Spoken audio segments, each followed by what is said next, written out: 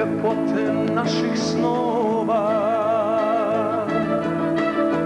bitkama slavnih dana. Stvarana su našom borbom, djelom Tita iskovana, djelom Tita iskovana.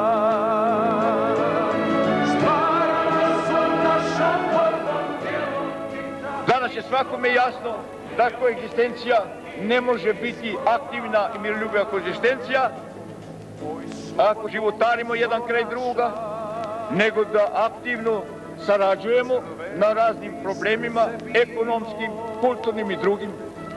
I ako izbacimo iz međunarodnog rečnika